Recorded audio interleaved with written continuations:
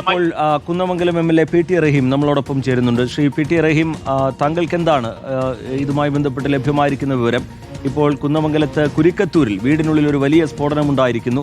പടക്ക നിർമ്മാണത്തിനിടയിലാണ് സ്ഫോടനം എന്ന സംശയമാണ് ഇപ്പോഴുള്ളത്. നാട്ടുകാരിൽ നിന്നൊക്കെ എങ്ങനെയാണ് വിവരങ്ങൾ മനസ്സിലാക്കാൻ കഴിഞ്ഞത്? എന്താണ് താങ്കൾക്ക് ലഭിക്കുന്ന വിവരം? എന്താണ് ശ്രീ പി.ടി. റഹീം? ഞാൻ ആ സ്ഥലത്ത് പോയിരുന്നു. അപ്പൊ അവിടെ ഓലപ്പടക്കങ്ങളൊക്കെ ഒരുപാട് അവിടെ അങ്ങനെ പെട്ടിയിലാക്കി വെച്ചത് കാണാൻ സാധിച്ചു.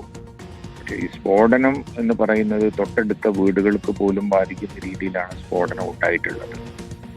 അപ്പൊ അത് കൂടുതൽ ആ കാര്യത്തിലൊരു അന്വേഷണം വേണ്ടതാണ്, വ്യക്തത വരുത്തേണ്ടതാണ്. ഇവിടെ നാട്ടുകാർ പറയുന്നത് ഇവിടെ ഇങ്ങനെ ഈ വിഷു ഒക്കെ ആയതുകൊണ്ട് പടക്ക നിർമ്മാണം നടക്കുന്നുണ്ട് എന്നാണ്. അപ്പൊ അവിടെ പടക്കങ്ങൾ കാണാനുണ്ട്. ഇനി കൂടുതൽ അന്വേഷിച്ചെങ്കിലേ അതിനെ സംബന്ധിച്ച് വ്യക്തത വരുത്താൻ സാധിക്കും. ഈ വീട്ടിലുള്ളവർ ഈ പടക്കം നിർമ്മിക്കുന്ന തൊഴിലാളികളാണോ? വീട്ടിലുള്ള ആളുകളൊന്നും അവിടത്തുകാരല്ല. അവര് പുറത്തുനിന്ന് വാടകയ്ക്ക് വന്ന് താമസിക്കുന്ന ആളുകളാണ്. വാടക എടുത്തിട്ടുള്ള വീടാണ്. ഇതിനു മുമ്പ് അവിടെ പടക്ക നിർമ്മാണം നടക്കുകയും വിൽപ്പന നടക്കുകയും ഒക്കെ ചെയ്യുന്നുണ്ടോ? ഉണ്ടെങ്കിൽ അത് നാട്ടുകാരുടെ ഒക്കെ ശ്രദ്ധയിലേക്ക് വരുമല്ലോ. ഇല്ല, ആകെപ്പാടെ 2 മാസമോ മറ്റോ ആയിട്ടേ ഉള്ളൂ എന്നാണ് പറയുന്നത്.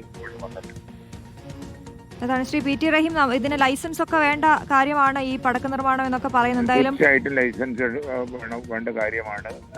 ഇപ്പൊ ലൈസൻസ് ഉണ്ടോ ഇല്ലയോ എന്നൊന്നും പറയാൻ ഇപ്പൊ സാധിക്കില്ല.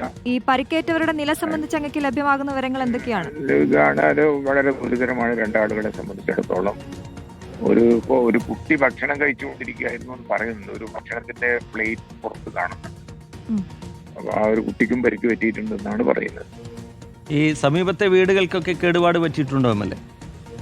ഉണ്ട്. സമീപത്തെ വീടുകൾക്കൊക്കെ ഈ ജർക്കിങ്ങിലാണെന്ന് തോന്നുന്ന ചില്ലുകളൊക്കെ പൊട്ടിപ്പോയിരുന്നു. ജനൽ ചില്ലുകളൊക്കെ പൊട്ടിയിട്ടുണ്ട്. ഇവരെ പെട്ടെന്ന് ആശുപത്രിയിലേക്ക് മാറ്റാനൊക്കെ കഴിഞ്ഞിരുന്നോ? ആശുപത്രിയിലൊക്കെ പോയി. പക്ഷെ അവർക്ക് വളരെ ഗുരുതരമാണ് സ്ഥിതി എന്നുള്ളതാണ്. അവിടെ ഫയർഫോഴ്സും പോലീസും ഒക്കെ അവിടെ സ്ഥലത്തുണ്ട്. ഈ വാടകയ്ക്ക് താമസിക്കുന്ന ആളുകളാണ്. ഇവിടെ ഏത് സ്വദേശികളാണെന്ന് അറിയാമോ? അല്ല, കൃത്യമായിട്ട് അവിടെ നമ്മൾ അന്വേഷിച്ചിട്ട് അവർക്ക് ആർക്കും അറിയില്ല. അറിയുന്ന ആൾക്കാരും ചിലപ്പോ ഞാൻ അവിടെ ഉള്ള ആളുകളല്ല എന്നാണ് പറയുന്നത്. വീട്ടിൽ മൊത്തം ഉണ്ടായിരുന്ന 4 പേരാണെന്ന് തോന്നുന്നു അല്ലേ? ഒരു ചെറിയ കുട്ടി ഉണ്ടായിരുന്നു. അനൗദ്യോഗികമായ ഒരു മരണമൊക്കെ പറയുന്നുണ്ട്. അങ്ങനെ താങ്കൾക്ക് എന്തെങ്കിലും വിവരം ലഭിച്ചിട്ടുണ്ടോ? ഒരാൾ മരിച്ചു എന്നാണ് ഫയർഫോഴ്സുകാരൊക്കെ അവിടെ നിന്ന് പറയുന്നത്. വളരെ നന്ദി ഈ ഘട്ടത്തിൽ പ്രതികരിച്ചതിന്. പി.ടി. റഹീം എം.എൽ.എ.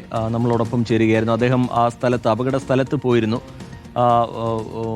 വലിയ സ്ഫോടനമാണ് ഉണ്ടായിരിക്കുന്നത്. വീടിനകം ഒക്കെ പൂർണ്ണമായി നശിക്കുന്ന നിലയിലേക്ക് പോയിട്ടുണ്ട്.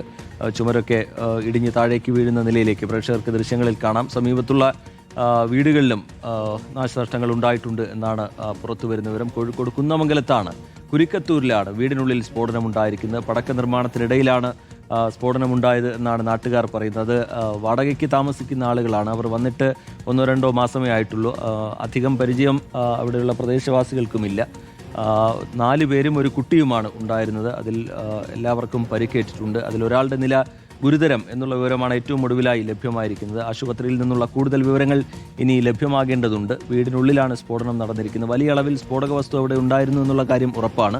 കാരണം ഇത്രയും വലിയൊരു നാശനഷ്ടം ഉണ്ടായിട്ടുണ്ടെങ്കിൽ സ്വാഭാവികമായും വലിയ പൊട്ടിത്തെറിയാണ് അവിടെ ഉണ്ടായിരിക്കുന്നത്. ലൈസൻസ് ഉണ്ടായിരുന്നോ ഈ പടക്ക നിർമ്മാണത്തിന് എന്നതടക്കമുള്ള കാര്യങ്ങളൊക്കെ വരും മണിക്കൂറുകളിൽ വ്യക്തമാകേണ്ട കാര്യമാണ്. എന്തായാലും അവരെ ആശുപത്രിയിലേക്ക് മാറ്റിയിട്ടുണ്ട്. 4 പേർക്ക് പരിക്കേറ്റിട്ടുണ്ട്. ഒരാളുടെ നില ഗുരുതരമായി തുടരുകയാണ്. ഷഹദ് റഹ്മാൻ നമുക്കൊപ്പമുണ്ട്. ഷഹദ്, കൂടുതൽ വിവരങ്ങൾ. ഷഹദ്. സുജിത്ത്, ഇപ്പോൾ അല്പസമയം മുൻപ് എം.എൽ.എ. സൂചിപ്പിച്ചതുപോലെ തന്നെ ഈ കുടുംബം അവിടെ എത്തിയിട്ട് ഏകദേശം 2 മാസമേ ആകുന്നുള്ളൂ എന്നുള്ളതാണ് പ്രദേശവാസികൾ പറയുന്നത്. ഇവർ എവിടെ നിന്ന് വന്നതാണ് എന്നതടക്കമുള്ള കാര്യങ്ങളിൽ കുറെ കൂടി വ്യക്തത കൈവരേണ്ടതുണ്ട്. കാരണം നാട്ടുകാർക്ക് വലിയ ബന്ധമില്ല എന്നുള്ളതാണ് നമുക്ക് മനസ്സിലാക്കാൻ സാധിച്ചിട്ടുള്ളത്.